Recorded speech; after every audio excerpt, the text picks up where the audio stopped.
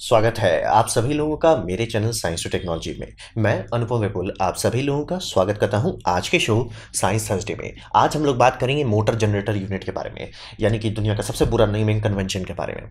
तो हिसाब यह है कि मैं इसलिए बोल रहा हूँ बुरा, अगर आप लिखते हैं मोटर जनरेटर यूनिट आपको बाहर किसी फ्री एनर्जी मिलने वाली है, क्योंकि इसका कोई नाम नहीं है। और अगर आप इसे विकीपीडिया भी करते हैं तो मोटर जनरेटर यूनिट वो अलग चीज़ दिखाने लगता है। जो मैं बात कर रहा हूँ वो है कि मोटर और जनरेटर का फंक्शन एक ही चीज़ से निकाला जाए, यानी कि एक ही स्पिनिंग बॉडी है, वही आपको मोटर के तौर पे बिहेव करे, वही आपको जनरेटर के तौर पे बिहेव करे। तो सबसे पहले आपके दिमाग में आया क्या ये दोनों तो अलग अलग चीज़ें हैं। मतलब आपके घर में मोटर हो सकता है, गारंटीड दे सकता हूँ मोटर हो सकता है, पंखे हो सकते हैं, वाटर पंप हो सकता है, एसी हो सकता है, हज़ार जगह में आपका मोटर होगा, लेकिन जनरेटर तो बहुत कम होगा। तो क्या दोनों तो अलग अलग चीज़ होना चाहिए? नहीं। अगर आप फिजिक्स में उतरते हैं, मतलब एकदम साइंटिफिकली एकदम बेसिक लेवल पर चलते हैं, जहाँ पे आपके पास मैग्नेटिक फील्ड, कंडक्टर और मोशन है, वो घुमा फिरा के सही नहीं होता है। बस एक में राइट लगता है, एक में लेफ्ट लग जाता है, इससे ज़्यादा कुछ नहीं होता। तो हिसाब वही समझिए कि ये जो आइडिया है कि एक मोटर सिर्फ मोटर है, वो सही नहीं है। मोटर दोनों होता है, मोटर और जनरेटर, और जनरेटर भी दोनों होता है, मोटर और जनरेटर। क्योंकि दोनों का फंडामेंटल मतलब एकदम नीचे पे उतरिए, एकदम कोर पे उतरिए। कोर पे है क्या? मैग्नेटिक फील्ड्स है, फिर कंडक्टर है, और कंडक्टर में अगर आप एनर्जी डालते हैं तो कंडक्टर मूव करता है, अगर आप कंडक्टर को मूव करते हैं तो एनर्जी निकल जाती है। तो हिसाब वही समझिए, हर तरह की मोटर, चाहे वो डीसी हो चाहे वो इंडक्शन हो। काफ़ी लोग को लगता है इंडक्शन मोटर जनरेटर तौर पर नहीं बिहेव करता है भाई आराम से। जैसे मान लीजिए इसको अगर आप स्पिन करना शुरू कर देते हैं, और इसका जैसे मान लीजिए लिखा हुआ है प्लेट पे आरपीएम लिखा हुआ है 1500, अगर आप इसे 1600 पर करने लगे तो बम बम एनर्जी बनाएगा। इससे हाइड्रो प्लांट मतलब स्मॉल स्केल हाइड्रो प्लांट्स इसी पे चलाए जाते हैं। बहुत लोग इसे विंड टर्बाइन बनाते हैं, आपको सिर्फ रन कैपेसिटर चाहिए, मतलब इसको एक्साइटर करने के लिए लोग 3 फेज वाला तो बम बम इस्तेमाल कर लेते हैं। तो इंडक्शन मोटर बिना मैग्नेट डाले, बिना होशियारी किए आप आराम से जनरेटर में बदल सकते हैं। और डीसी वाले सारे सिस्टम में भी वही होता है। बीएलडीसी उसमें तो मैग्नेट है, तो लोग समझ भी जाते हैं कि हाँ भाई वो आराम से करेगा। यूनिवर्सल मोटर वो भी, हर चीज़ बेसिकली जो आपके ट्रेन में लग रहा है, जो आपके हार्ड डिस्क में लग रहा है, जो आपका पानी का पंप है, हर मोटर जनरेटर होता है। और उल्टा भी होता है, यानी हर एक जनरेटर डिजाइन मोटर होता है। तो वही समझिए कि आप कर क्या रहे हो, आप कर रहे हो इलेक्ट्रिकल एनर्जी को रोटेशनल मोशन में बदल रहे हो, या उसका उल्टा कर रहे हो, और आपका कुछ करना ही नहीं। इसीलिए मैं बोला कि आप एकदम फंडामेंटल पे उतरिए, दोनों में सेम चीज़ है। यानी कि आपका मैग्नेटिक फील्ड्स है, मैग्नेटिक फील्ड्स में कुछ गुजर रहा है, अब वो अपने मन से गुजर रहा है, यानी कि आप उसमें एनर्जी डाल के उसे मूव कर रहे हैं, या वो घूम रहा है आप उससे एनर्जी निकाल दे रहे हैं। तो वही समझिए, मोशन, मैग्नेटिक फील्ड, कोर सब में सेम होता है। ये एकदम फंडामेंटल लेवल पे है। दिमाग में आपका कभी ऐसा नहीं होना चाहिए मोटर अलग है जनरेटर अलग है, दोनों सेम चीज़ है। हाँ, इस्तेमाल आप अलग अलग तरीके से करते हैं। तो बात करते हैं इस तरह का तिगड़म वाला चीज़ का क्या ज़रूरत है जहाँ पे वो दोनों का काम करे। एग्जांपल देते हैं जो इलेक्ट्रिक व्हीकल में सब लोग जानना शुरू कर गए, जैसे आपका रीजनरेटिव ब्रेकिंग, यानी कि आप महिंद्रा ईवो लें या टाटा का कुछ भी लें या टेस्ला ही ले लें।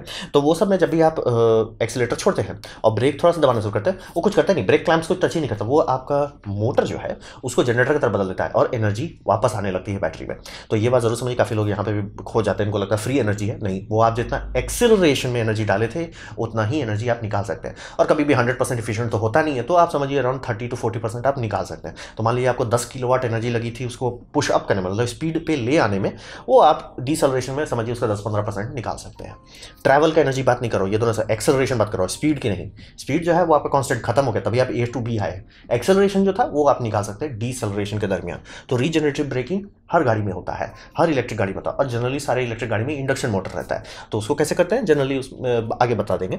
तो हिसाब वो ये हुआ आपका इलेक्ट्रिक गाड़ी में। फिर जो इंडिया में काफ़ी लोग अब इस्तेमाल करने लगे हैं, इंटीग्रेटेड स्टार्टर जनरेटर, यानी कि आपका होंडा हो, टीवीएस हो, ये सब में आने लगा है कि बहुत बार बहुत आसानी से स्टार्ट होता है। कोई कहता है साइलेंट स्टार्ट है, कोई कहता है ईजी स्टार्ट है, कोई कहता है टच स्टार्ट है। ये सब कहाँ से आगे आगे बताएंगे।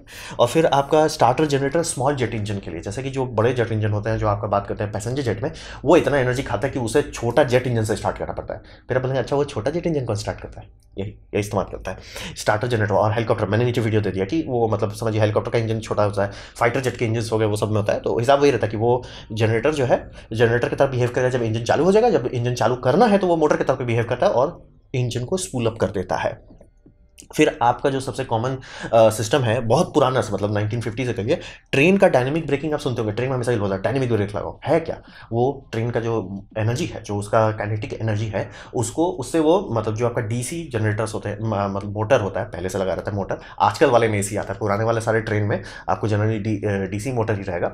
वो डीसी मोटर को ऐसे जनरेटर बनाने लगता है और उससे गर्मी जो है रजिस्टर्स में डाल देता है, और रजिस्टर पूरा धिप जाता है। उसमें फैन भी दिया जाता है कि फैन उसी स्पीड से चलेगा, उसी एनर्जी से चलता है जिस एनर्जी से मतलब जो रीजनरेटिव ब्रेकिंग हो रहा है, तो है ये रीजनरेटिव ब्रेकिंग, बस हम लोग एनर्जी वेस्ट कर दे रहे हैं, कुछ कर नहीं रहे हैं। तो बोलेंगे ऐसा करने का फ़ायदा ये होता है कि आपका ब्रेक शूज़ जो है वो नहीं घिसता है। मतलब आपका ट्रेन का अगर 100 के एमपीएच पे चल रहा है, 100 से आप 50 तक उतारती है, तो 50 के बाद आपका ब्रेक शू को कोई फर्क नहीं पड़ता, 50 लगाया हुआ है, रुक क्या नोटंकी कर रहा है। लेकिन 100 पे अगर ब्रेक शू डाले, ब्रेक शू बहुत जल्दी घिस जाएगा। तो डायनेमिक ब्रेकिंग का काम वही होता है कि वो हाई स्पीड से लो स्पीड पे ले, लो स्पीड से जीरो लाने का काम आपका डायनेमिक ब्रेकिंग कर देगा। तो इसीलिए ब्रेक रेजिस्टर्स होते हैं। आप कभी नोटिस कीजिएगा इलेक्ट्रिक ट्रेन के ऊपर बहुत बड़ा बड़ा रेजिस्टर्स है, और कभी आपको दिख गया कि वाप 7 में आपको शायद सबसे आसानी से दिखेगा कि मतलब रुका है गाड़ी और ऊपर देखिए बहुत तेज भाप जैसा निकल रहा है, एकदम मतलब शिमरिंग इफेक्ट हो रहा है, वो ये डायनेमिक ब्रेकिंग लगाया है। मालगाड़ी में तो कभी कभी बम बहुत लंबी होती है, तो लगातार डायनेमिक ब्रेकिंग तो बहुत एनर्जी निकल जाती है वहाँ से। फिर आपका लार्ज स्केल एनर्जी स्टोरेज जो होता है, जैसे कि आप बात करते हैं पंप्ड हाइड्रो का, तो पंप्ड हाइड्रो में हर एक में हो ज़रूरी नहीं है, लेकिन काफ़ी जगह पे ऐसा किया जाता है कि जो टरबाइन सिस्टम बना रहे हैं वो ऐसा बना रहे हैं पंप के तौर पे बिहेव कर सकता है, तो वही पंप करता है वही ड्रेन भी करता है। तो फ़ायदा एक ही चीज़ से आप मोटर का भी काम कर लेते हैं, जनरेटर का भी काम, आपको दो अलग यूनिट नहीं खरीदना पड़ता। फिर आपका आजकल जो बड़े डीजल इंजन में आने लगे हैं, मरीन इंडस्ट्री यानी कि जो शिपिंग कंटेनर्स चलाना, उसमें भी टर्बो इंजन में और F1 में टर्बो बूस्ट का इस्तेमाल करने लगे, यानी कि आपका टर्बो चार्जर जो है उसमें मोटर जनरेटर यूनिट डाल देते हैं। कारण कि जैसे मान लीजिए F1 में आप एक्सेलरेशन सही टाइम पर चाहते हैं, आपने एक्सेलेटर दबा दिया, आप चाहते हो आपको बूस्ट उसी टाइम मिले, लेकिन बात है वो मिलेगा नहीं। F1 को स्पूल अप करने में थोड़ा टाइम लगता है, मतलब जो उसका टर्बो है उसको स्पूल अप होने में टाइम लगेगा। बात है उस टाइम आप मोटर की तरफ चलाइए, फटाक से स्पूल कर दिया, आपने एक्सेलेटर मारा, धड़ाड़ा के बूस्ट हो गया आपका, आप टेक ओवर कर लिया। अब बात है कि अब टर्न आ रहा है, टर्न में आप उस स्पीड पे जाएंगे, भिड़ जाएंगे, तो आप स्लो करना चाहते हैं, अब स्लो कहाँ से करेंगे, ये तो स्पूल अप हो गया तो धड़ाड़ा के पावर देगा, ये मोटर को जनरेटर की तरफ बताएं, वो एनर्जी खींचने लग जाएगा, आपकी गाड़ी को ठंडा कर दे, भाई chill chill chill, energy recovery system. तो पहले समझिए F1 में सिर्फ ये होता था कि इंजन में एक ब्लॉक लगा रहता था जो ब्रेकिंग के तौर पे काम करता था, अब टर्बो चार्जर में भी करने लगे हैं। और ये सब समझिए बड़े शिपिंग इंडस्ट्री में इतना होता है कि वो सब के जो इंजन है कई हज़ार लीटर में उनका तो कैपेसिटी होता है, तो वो सब के केस में इतना टर्बो एग्जॉस्ट रहता है कि वो टर्बो से ही उनका इलेक्ट्रिकल लोड चला देते हैं, मतलब अलग से ऑक्सिलरी जनरेटर रखते हैं just in case of emergency और बैकअप, लेकिन मेन एनर्जी जो निकल रहा है वो वेस्ट हीट से निकाल दे रहे हैं। तो वही समझिए काफ़ी इस्तेमाल है इस टेक्नोलॉजी का। तो बात करते हैं मैग्नेटलेस सिस्टम के बारे में, जिसमें मैग्नेट नहीं हो, जैसे ये डीसी हो जाए या इंडक्शन मोटर हो जाए। तो डीसी वाले में जनरली आपको ब्रश रहेगा, तभी ये काम करता है। यूनिवर्सल मोटर भी काम करता है, लेकिन हाँ ज़रूर समझ लें हर मोटर का डिज़ाइन ऐसा नहीं रहता कि वो आप डेड स्टार्ट कर सकें। बहुत मोटर का खास करके डीसी में कि आपको एक्साइटेशन करंट देना होगा, यानी कि थोड़ा सा आप उसे एनर्जी दो तब वो चलेगा, या अगर वो चल रहा था मोटर के तौर पर तब वो जनरेटर के तौर पर तुरंत आ जाएगा, लेकिन वो जनरेटर के तौर पर स्टार्ट नहीं होगा। तो ये बात ज़रूर समझ लें। इसीलिए आप लोग कई बार सुनते होंगे परमानेंट मैग्नेट हर कोई डालना चाहता है, कारण वही परमानेंट मैग्नेट डेड स्टार्ट करना बहुत आसान कर देता है। अगर नहीं है तो थोड़ा सा मुश्किल है, असंभव नहीं है, मुश्किल है। फिर बात करते हैं इंडक्शन मोटर का। तो इंडक्शन मोटर्स के साथ तिगड़म हो जाता है कि आपने टेस्ला में डाल दिया इंडक्शन मोटर, बम बम आपका परफॉर्मेंस दे रहा है, 100 हॉर्स पावर, 200 हॉर्स पावर चला जा रहा है, या 500 तक पीक टच कर रहा है 2-3 लगा के। तो आप इसको आप ब्रेक कैसे करेंगे? अब मैंने आपको बताया था कि आपका जो इंडक्शन मोटर है जनरेटर की तरफ बिहेव करने के लिए उसका ये फ्रीक्वेंसी जो है, यानी कि जो उसके आरपीएम है वो उसके स्लिप से आगे चल जाना चाहिए, यानी कि 1500 पे अगर वो घूम रहा है तो आपको 1600 पे घुमाना पड़ेगा, तब जाके वो जनरेटर की तरफ बिहेव करेगा। अब भैया आप तो स्लो कर रहे हो गाड़ी, इसका जैसे मान लीजिए रोटर मतलब गियर डाउन हो रहा है, तो इसका आरपीएम मान लीजिए 20,000 है, आप ब्रेक लगाना चाहते हो तो आप आरपीएम घटेगा, बढ़ेगा तो नहीं, तो ये कैसे रीजनरेट करेगा? रीजनरेट नहीं करता है। तो इसी को रीजनरेट करवाने के लिए वीएफडी का इस्तेमाल करते हैं, यानी कि वेरिएबल फ्रीक्वेंसी ड्राइव जो है, जो फ्रीक्वेंसी इसमें जा रही है उस फ्रीक्वेंसी को ही ये कर देता है, घटाने लगता है। और फिर जैसे कि आपका grid tie inverter frequency match करके एनर्जी डंप कर देता है, वैसे ही ये मोटर जनरेटर की तरफ बिहेव करके एनर्जी डंप कर देता है, और ये काफ़ी लो आरपीएम तक कर पाता है। ये सब समझिए वेरिएबल फ्रीक्वेंसी ड्राइव के कारण ही ये पॉसिबल है कि normal induction motor as a generator behave कर पाता है, नहीं तो नहीं हो पाएगा, क्योंकि इंडक्शन मोटर तुरंत मतलब अपना सेल्फ एक्साइटेशन लॉस कर देगा फ्रीक्वेंसी मतलब कम होने के कारण, और एनर्जी डंप नहीं कर पाएगा। लेकिन अगर आपके पास वीएफडी है आप रिकवरी कर सकते हैं। और फिर बड़े डीसी मोटर, आपको आधा से ज़्यादा ट्रेन जो आप देखेंगे उसमें डीसी मोटर ही रहेगा। नए जितने इंजन आ रहे हैं भारतीय रेलवे में वो सब में एसी है, और ये सब बहुत हाई पावर पे अच्छे से काम करते हैं, जैसे 100 हॉर्स पावर, 1000 हॉर्स पावर, ये सब पे ये सब बम बम काम करते हैं। तो मैग्नेटलेस सिस्टम में आप समझिए कि या तो आपको ब्रश से झेलना पड़ेगा, या तो आपको बहुत कॉम्प्लिकेटेड इलेक्ट्रॉनिक्स यानी वीएफडी वेरिएबल फ्रीक्वेंसी ड्राइव से झेलना पड़ेगा। अब बात करते हैं मैग्नेट बेस्ड सिस्टम, जिसके पीछे सब पूरी दुनिया पागल है। कारण यह है कि वो सिर्फ एक बीएलडीसी मोटर है। अगर आपकी कंपनी बीएलडीसी मोटर बना सकती है, जैसे ये बीएलडीसी हो गया, ये आजकल आपका मेरे होंडा की स्कूटी में है, तो बीएलडीसी अगर आप बना सकते हैं तो बना लिए, आपको और कुछ दिमाग लगाना ही नहीं है, क्योंकि मैग्नेट है, उसको एक्साइट करने की जरूरत नहीं है, वो ऑटोमेटिकली एक्साइटेड रहता है। तो नियोडीनियम मैग्नेट के कारण ये सब बहुत पॉसिबल, बहुत समझिए इसका बोलबाला आ गया कि मतलब पहले कुछ लोग बनाते थे, कुछ कंपनी बनाए, अब तो धड़धड़ा के हर कंपनी बना रही है। और इसका ड्राइव जो है बहुत आसान होता है, मतलब इसको बनाना, मैन्युफैक्चर करना, ये सब बहुत आसान है। मेरे घर में बीएलडीसी फैन लग चुका है, तो ये सब बहुत आसान है। लेकिन कंट्रोल एकदम नहीं देता है। ये कंट्रोल ना देने का मतलब ये होता है कि जैसे मैंने एक गाड़ी का अल्टरनेटर पे वीडियो बनाया था रिसेंटली, और उसमें पता है उसमें एक बहुत इंपॉर्टेंट है कि उसका फील्ड स्ट्रेंथ कंट्रोल किया जा सके, ताकि इंजन का जब आरपीएम भावनाओं में बह जाए तो आपका गाड़ी का बैटरी बूम ना हो जाए, क्योंकि भैया 200 वोल्ट उसमें आप भेजने लग गए थे। तो ये नहीं होता है बीएलडीसी में, क्योंकि मैग्नेट हमेशा ऑन रहता है। साइड इफेक्ट, ये मान लीजिए आपका इंजन का लो आरपीएम है, जैसे आपने पल्सर ले लिया या जो भी होंडा का नया सिस्टम आपने कुछ उठाया ले लिया, आपका गाड़ी स्टार्ट की है, वो 1500 आरपीएम पे चल रहा है, 1500 आरपीएम पे मान लीजिए 14 वोल्ट दे रहा है, बम बम। लेकिन अब आप पकड़े हाईवे, दे दिए एक्सीलेटर दबा के, आप समझ लिए 8000 आरपीएम पे पहुंच गए, अब तो ये वोल्टेज भी तो उसी हिसाब से देने लगेगा, क्योंकि ये डायरेक्ट शाफ्ट से कपल है, गियर बॉक्स नहीं है, तो ये आरपीएम भी बहुत ज़्यादा देगा। साइड इफेक्ट, वोल्टेज बहुत ज़्यादा बढ़ जाएगा, तो आपको मैनेज इलेक्ट्रॉनिकली करना पड़ेगा। अल्टरनेटर में ये होता है कि भैया फील्ड स्ट्रेंथ को कम बेसी कर, यहाँ पे वैसा कुछ नहीं है। तो यहाँ पे आपका जो आउटपुट आ रहा है, वो आउटपुट को इलेक्ट्रॉनिकली आपको मैनेज करना पड़ेगा, यानी कि आपका जो कंट्रोलर यूनिट है उसको ए भैया वोल्टेज बहुत ज़्यादा आ रहा है, बंद कर दो। अब बंद करने का मतलब उसको समझिए डिसकनेक्ट कर देगा, और कुछ नहीं करेगा। और ये बहुत पॉपुलर हो गया है, क्योंकि मतलब मैंने बताया कि गरीब लोगों के गाड़ी में आने लगा है ये वाला, जो आपका नॉर्मल 12 वोल्ट सिस्टम है, ये आपके सारे होंडा में, टीवीएस में, ये सब में आ रहा है। और इसका बड़ा भाई यानी अमीर लोगों का मर्सिडीज़ वाला ये है। और मर्सिडीज़ वाला ये इतना एडवांस इसलिए है क्योंकि ये डायरेक्ट क्रैंक शाफ्ट जो है उसी पे लगा दिया जाता है। फ़ायदा, यही स्टार्टर है, यही आपका जनरेटर है, और ये इतना एनर्जी निकालता है कि बाकी सारे सब लोड हो गए। जैसे कि इंजन का कूलेंट जो है जनरली टाइमिंग बेल्ट से चलाया जाता है। साइड इफेक्ट, वो हमेशा पैरासिटिक लॉस की तरह, मतलब हर समय उसको फुल आरपीएम पे चलने की जरूरत नहीं है, लेकिन वो चल रहा है। फिर बहुत सारा ईजी हो गया, और पैरासिटिक लॉस है वो भी हटा दिया। तो ये सब जब लगने लगा मर्सिडीज़ में, तो ये फ़ायदा हो गया कि ये आपका हमेशा चल रहा है, और इस पर लोड जो है फिक्स लोड पड़ सकता है, या कम बेसी आप कर सकते हैं लोड, कि भैया ज़रूरत नहीं है फालतू का स्टीयरिंग का पंप जबरदस्ती मत चला। तो पैरासिटिक माइलेज बढ़ा देता है, पैरासिटिक लॉस हटा दीजिए, माइलेज बढ़ जाता है, और ये स्टार्ट स्टॉप तुरंत करने देता है। आप लोग देखिए कि हमेशा केवल कहते हैं कि गाड़ी अगर कुछ सेकंड नहीं रोकना तो बंद करो, कि बैटरी में लोड बहुत पड़ेगा अगर आप स्टार्टर चालू करते हैं, बहुत बड़ा स्पाइक मारता है। ये उतना बड़ा स्पाइक नहीं मारता, बहुत सॉफ्ट होता है। तो मैग्नेट बेस्ड सिस्टम काफ़ी चलने लगा है। अमीरों की गाड़ी में तो ये आ गया, मर्सिडीज़ में आ गया है, दो तीन तो और बड़ी कंपनी भी इस पर काम कर रही है, और नॉर्मल के केसेस में होंडा उंडा में तो आ ही चुका है, जो मैं लिख के दे सकता हूँ, एक दो के पास तो होगा साइलेंट स्टार्ट वाला। तो अब बात करते हैं जो हम लोग होंडा में नॉर्मली देखने को मिलता है, यह है ACG स्टार्टर। भगवान जाने किसने नाम दिया है, सीधे बोलो मोटर जनरेटर यूनिट, लेकिन इसका नाम है AC जनरेटर। सब जनरेटर एसी होता है, डीसी जनरेटर तो बनता ही नहीं है।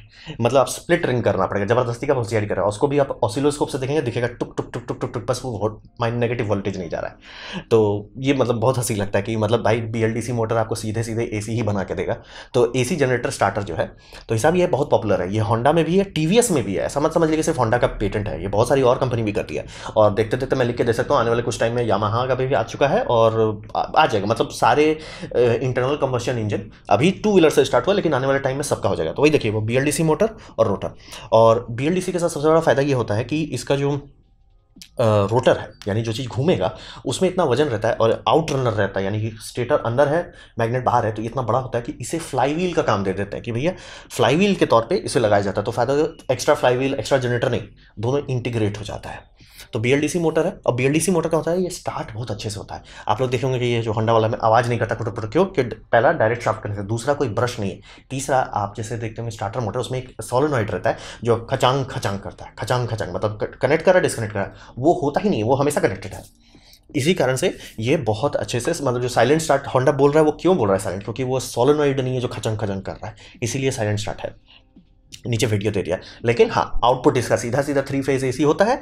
और इसका दूसरा फायदा, चूंकि ये बीएलडीसी मोटर जो है काफ़ी एफिशिएंट होता है, ये बैटरी पे स्ट्रेन बहुत कम देता है। यानी कि आप टीवीएस के जैसे मतलब मोपेड ही देखा है, ये मोपेड ही है, इसमें भी जो सिस्टम है आप कई बार स्टार्ट दबा सकते हैं, जबकि नॉर्मल वाले में कुछ बार आप दबाए, बैटरी वाले भाई हमसे ना हो पावे, ये बहुत बार तक चल सकता है, क्योंकि मोटर है, वो हाई डिमांड मोटर के तौर पर नहीं चल रहा है, वो नॉर्मल मोटर के तौर पर चल रहा है, तो काफ़ी दूर तक आप चला सकते हैं। इसीलिए इसका स्कूटी में आता है कि आप सिग्नल पर थोड़ा ही देर गाड़ी रोके, गाड़ी डिटेक्ट करता है कि आइडलिंग हो रहा है, वो बंद कर देता है, लाइक भाई चिल मारो, मतलब 30 सेकंड के लिए हम लोग बंद कर सकते हैं, जो कि पहले अगर करते तो आपकी बैटरी की बैंड बच जाती।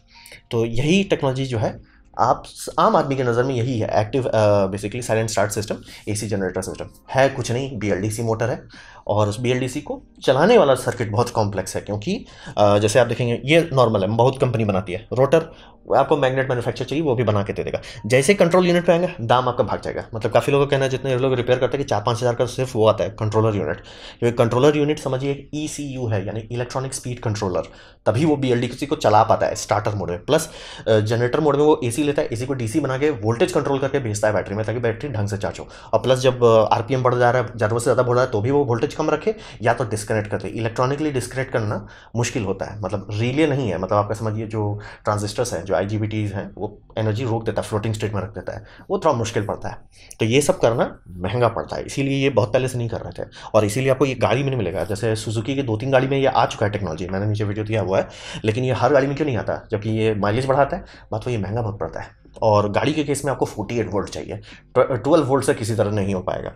तो छोटे सिस्टम में 12 वोल्ट चल जाता है, तो इसको तुरंत कर दिया गया। ये तो अब तो मतलब BS6 के जितने टू व्हीलर्स हैं ऑलमोस्ट सब में ये आने लगा है।